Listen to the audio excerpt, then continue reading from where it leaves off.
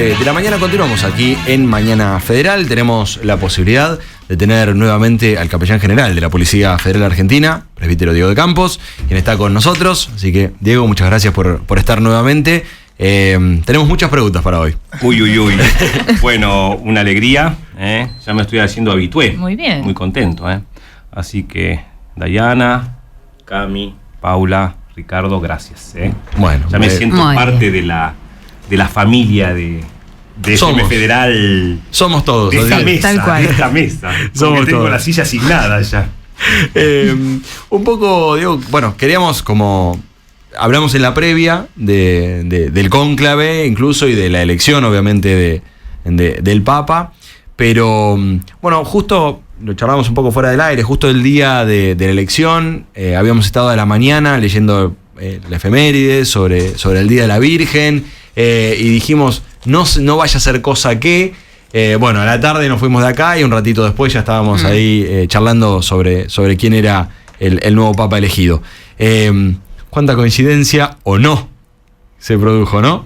Mira, la verdad que sí, y haces bien en esta introducción, me viene muy bien, porque lo primero que me gustaría decir es que acá no hubo coincidencia, acá hubo una razón que los creyentes tomamos así y nos emociona profundamente.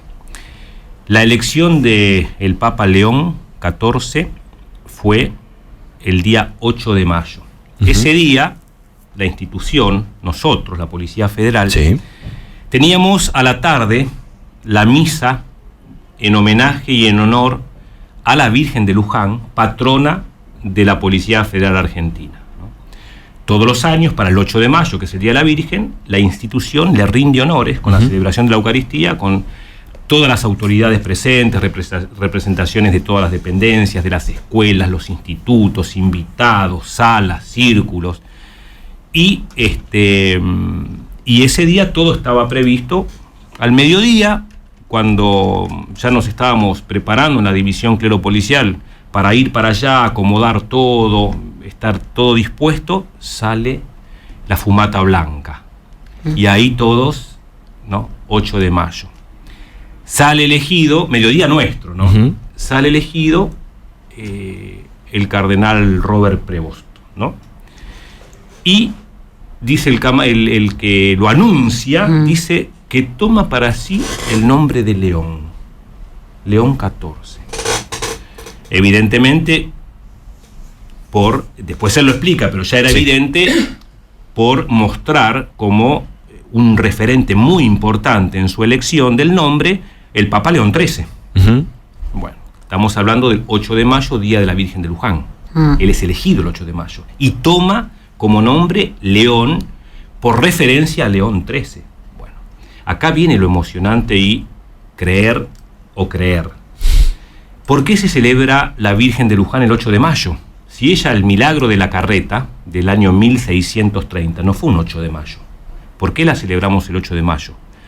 Porque el Papa León XIII, el 8 de mayo del año 1885, la corona a la Virgen de Luján como Madre de Dios y Reina Celestial, dándole como una dimensión universal a la advocación que era propia de la Argentina, era muy local.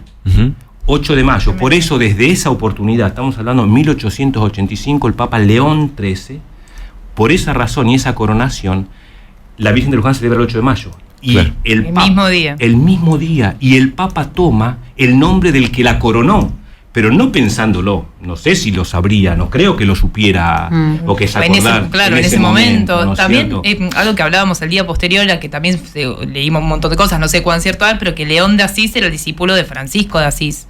También como que los nombres todos vinculados, esto que digo, la que uno cree, entonces es como que le parecen todas no casualidades. Exactamente, es decir, son signos, ¿no es cierto? Son signos. Entonces, a nosotros, como después yo lo comenté en la predicación, yo tenía preparada la predicación de la misa institucional, hablando de el Papa Francisco, que celebró la misa en el Polideportivo, que estábamos encima del lugar donde el Papa Francisco como Cardenal Bergoglio celebraba la misa, Y yendo de camino a la escuela de cadetes tuve que mechar algunas cositas. Bueno, y conté esta anécdota y el silencio que se produjo y la emoción que me produjo a mí cuando lo contaba.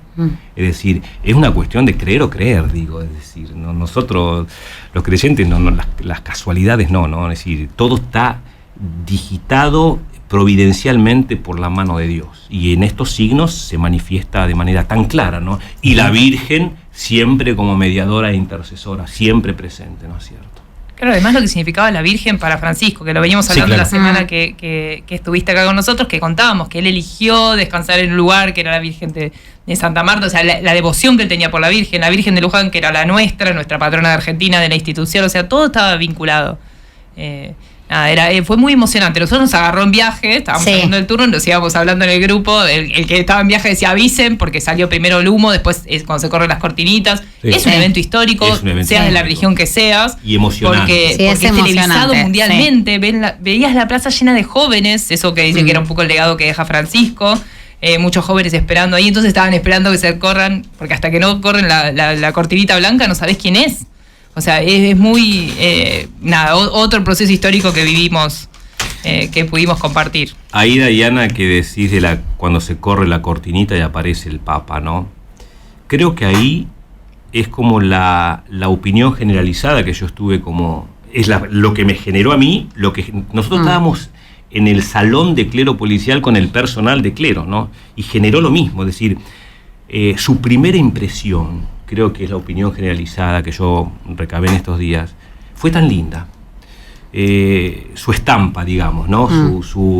Como su bonomía, su sonrisa, su serenidad, su jovialidad, porque es un hombre joven, ¿cierto? Es decir, y todo eso ya causó de entrada como una muy linda impresión, como una especie como de manto de serenidad, de paz en todos los corazones que estábamos ansiosos esperando a ver quién iba a ser.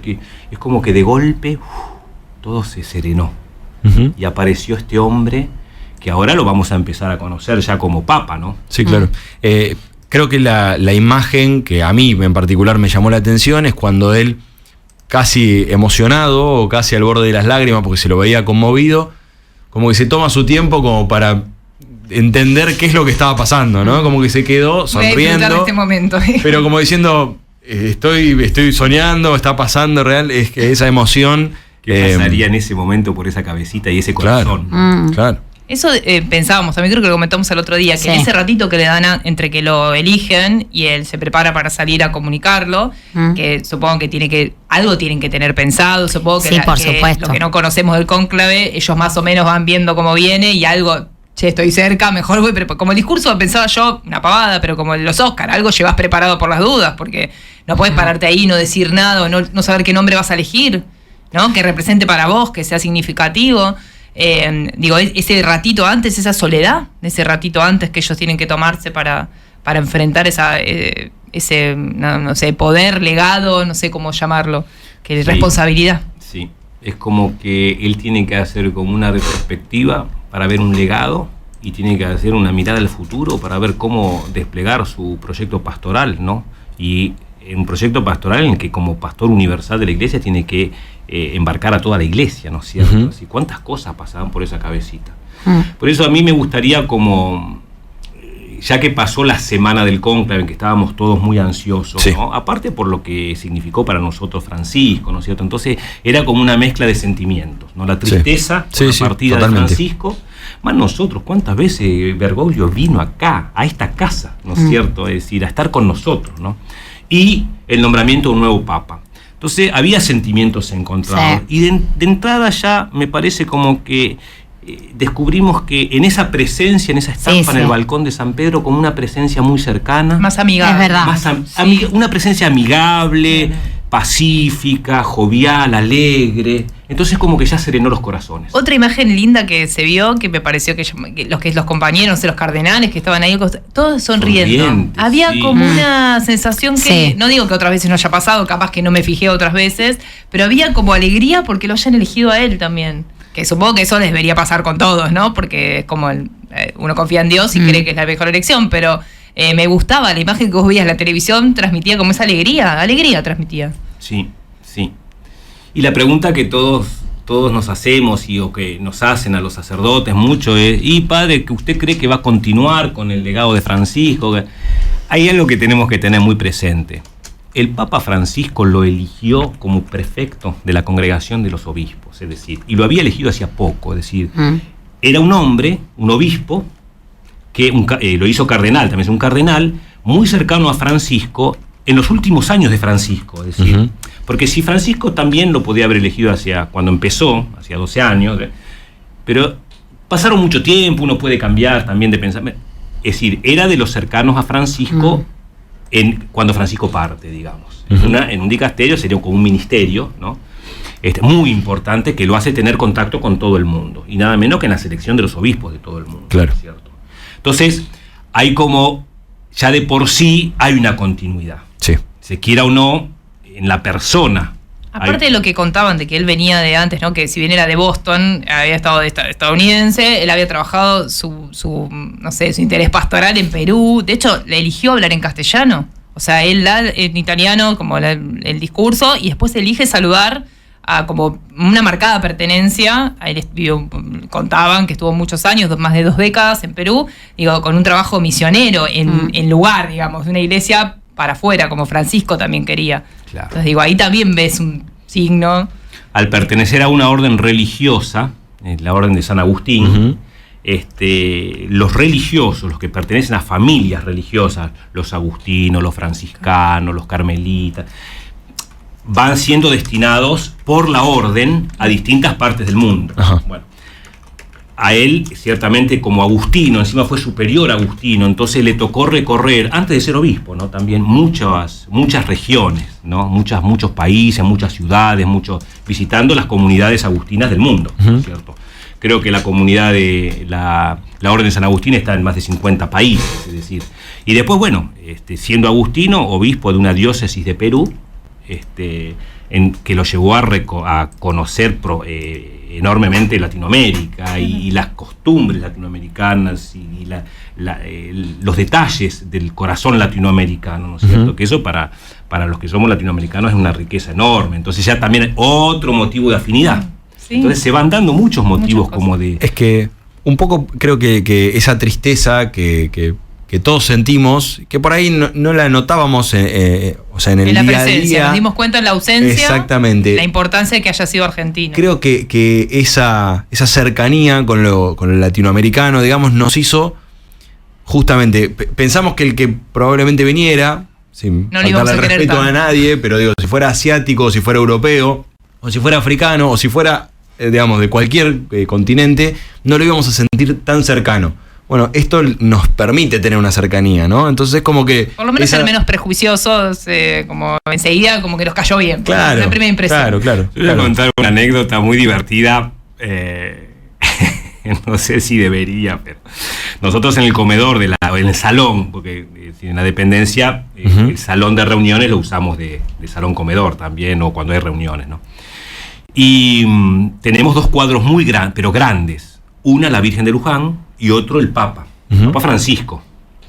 Entonces, cuando estábamos en la mesa mirando la tele y todavía no había salido el Papa, el comentario era... ¿Qué hacemos con el cuadro? No, ¿a quién vamos a tener ahí mirándonos? ¿Qué cara tendrá? Claro. Nos va a arruinar la pared. Se escuchó decir, a lo mejor nos arruina la pared. Y no, ahora vamos a tener un cuadro con una linda sonrisa, con una... Es decir, va a quedar linda la pared. Hasta eso, ¿no? Que como las impresiones a veces cambian. Claro.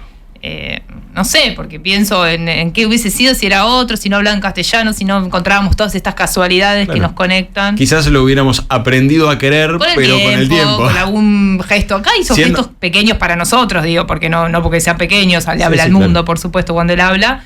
Pero como nosotros los tomamos tan personales, somos argentinos. Sí, bueno. Todos para nosotros. Todos para nosotros. Es que el Papa era nuestro también, lo que decimos recién, entonces ojo. Hablo de los memes, que es un lenguaje hoy universal. Los memes de la elección del Papa era peruano, Perú nos defendió las Malvinas. Todos queríamos que sea con Argentina. Metieron de todos los equipos de fútbol del mundo. Todos queríamos que sea un poquito nuestro. Buscaron, hablando que ahora que dice de fútbol, buscaban el escudo de, no sé si era Chiclayo. No, de Alianza Lima. No, pero hay uno que es como muy igual al de San Lorenzo. No, al de River. No, el de River. No, bueno, pero lo buscaban por Bergoglio, ¿no? Qué malo Mira, que por soy. Bergoglio, buscar la Sí. No, pero buscar la conexión. Si no, para hacer la conexión había que íbamos haber a conexión. Si no, iba a ser. Forzar la conexión con Claro, pero la gente de Alianza Lima, que es el equipo que le gustaba, salió, obviamente, como pasó con San Lorenzo. Obvio. Perú, a la media hora los portales de Perú eran el Papa es nuestro. O sea, era genial como todos te lo querés adjudicar. Y sí. Los memes, pero miren nosotros, salió También. Deportivo Chiclaya, Alianza Lima, San Lorenzo, River, todo, en una mesa de... Sí, por eso, no, pero digo, minutos, como el lenguaje universal enseguida, cuando... Y pienso que también tiene que ver con que haya caído de esa manera amigable, porque quizás una persona que te pone más distancia o que... No salen esos comentarios. No salen esos comentarios, no te surgen. Capaz que esa imagen que dio él a los 5 minutos descomprimiendo, mandándole un saludo a la comunidad en castellano, los demás riéndose, las jóvenes que había en la plaza esperando, todo eso hizo que rápidamente el lenguaje lo recibiera de esa manera. Digo, esos son, no sé, buenos indicios. Sí, una buena impresión, una primera impresión, ¿no? Una primera impresión, y ahora creo que los católicos, sobre todo, pero el mundo entero, vamos a empezar a ver sus primeras palabras, escuchar sus primeras palabras, ver sus primeras decisiones, y en eso ya tenemos un perfil, me parece, ¿no es cierto? Yo, como seguramente todos ustedes lo han estudiado un poquito estos días, han buscado a ver cómo se mueve, qué dice, bueno. Y ahí hay cosas que tenemos que tener bien en cuenta para darnos cuenta cómo él continúa con su impronta muy personal, porque se le ve una persona con personalidad, con una impronta, el legado de Francisco. Primero, ni bien apareció en el balcón, la paz esté con ustedes. El saludo que eligió la palabra paz fue lo primero.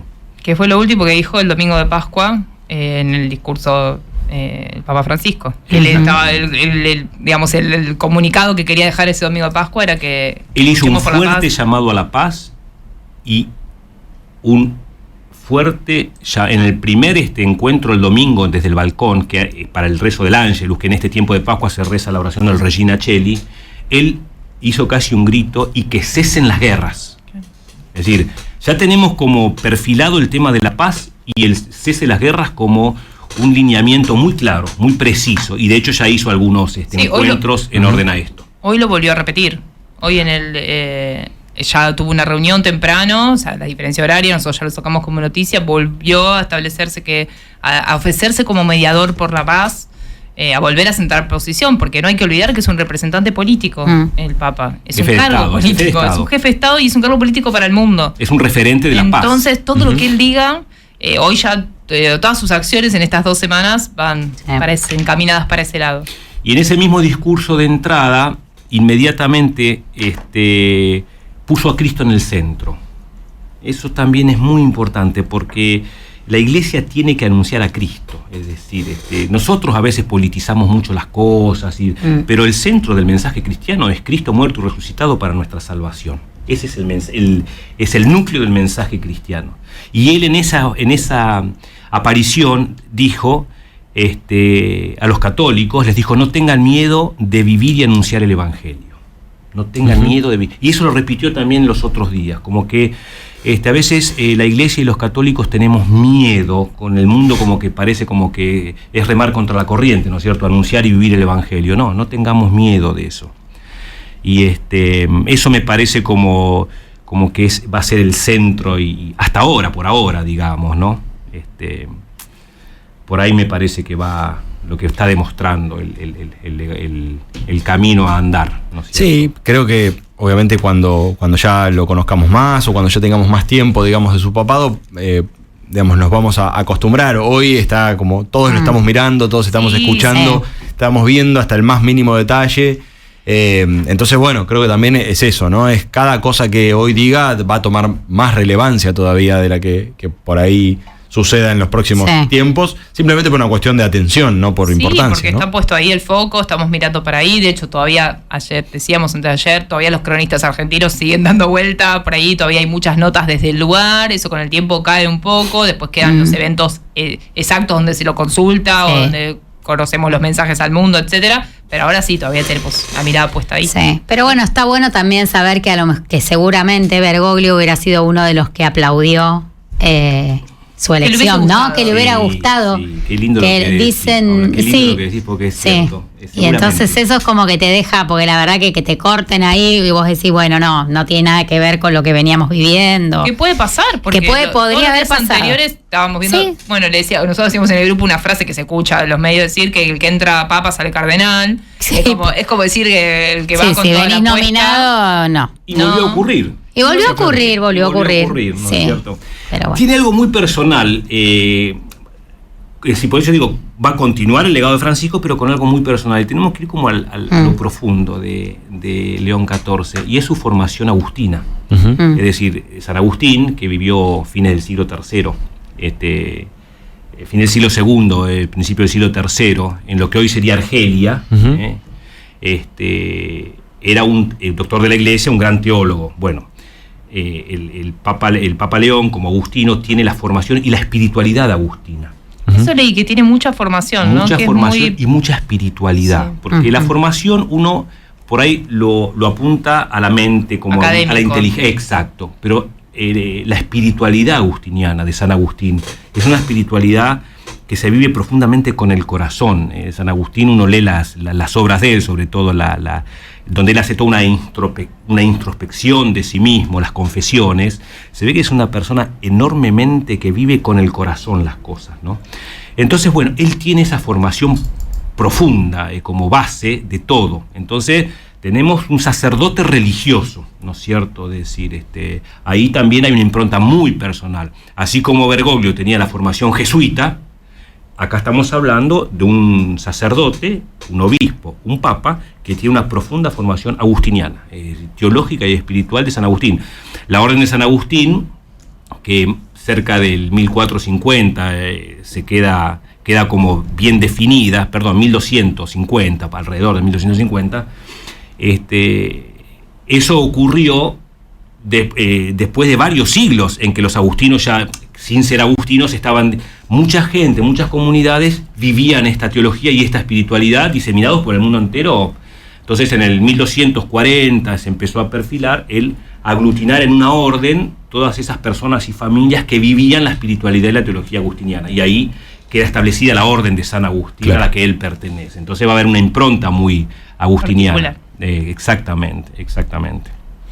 Ya como para ir finalizando, bueno, ¿qué mensaje sería la pregunta? ¿Qué mensaje podemos dar a quienes nos están escuchando?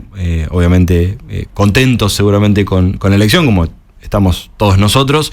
Pero bueno, ¿qué mensaje se le puede dar? Así como antes, por ahí era un periodo justamente de mucha incertidumbre. Y confiar en el Espíritu Santo había sido el último mensaje, ¿no? Claro. Vaya si sopló el Espíritu Santo y sopló rápido, fuerte. qué efectivo, ¿no? Efectivo, ¿no? Esa es la oración de la Iglesia. Es decir, al Papa lo eligen los cardenales con la asistencia del Espíritu Santo, con el soplo, ¿no es cierto?, del Espíritu Santo, con la presencia del Espíritu Santo. Entonces acá vemos que el Espíritu Santo ciertamente actuó y se está respirando este soplo del Espíritu, ¿no?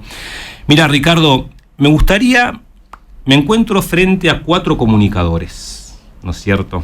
Y que vaya y que lo hacen tan bien, siempre uno los escucha y el comunicador tiene como que, para comunicar bien, no solamente lo que dice, sino cómo lo dice, las maneras, las formas, las palabras que elige, los temas que elige. Entonces me gustaría terminar con el mensaje. En definitiva, es comunicador todo aquel que quiere comunicar algo. Sí, claro. Los sacerdotes que tratamos de comunicar la palabra de Dios, me lo digo primero para mí, es el mensaje que él le dejó a los 6.000 periodistas en el aula Pablo VI. Se sabe la cantidad por los lugares que tiene el salón Pablo VI. Él reunió a todos los periodistas que cubrieron los días previos al cónclave, los días durante el cónclave y los días posteriores, y les dio un mensaje. Yo hice me gustaría una síntesis muy breve, sí, claro, y como dejar ese mensaje para todos, porque van a ver que eso se aplica a todas las personas en el vínculo con otra persona, ¿no? Les decía esto a los 6.000 periodistas presentes que lo aplaudían y lo cortaban con aplausos todo el tiempo, ¿no es cierto? La paz comienza en cada uno de nosotros, con la forma en que miramos a los demás, con la forma en que escuchamos a los demás y cómo hablamos de los demás. En este sentido, la forma en que nos comunicamos tiene una importancia fundamental. Debemos decir no a la guerra de las palabras y de las imágenes, los gestos, ¿no? No a la guerra de los gestos. Uno hace la guerra cuando habla mal, cuando se dirige mal, cuando hace malos gestos hacia los demás. Es decir, entonces miren lo que dice, debemos rechazar el paradigma de la guerra, en las pequeñas cosas de la comunicación, ¿no es cierto? Fíjense qué lindo mensaje, ¿no es cierto? Es decir, en nuestras palabras, miradas y gestos, ser siempre factor de paz y no de guerra.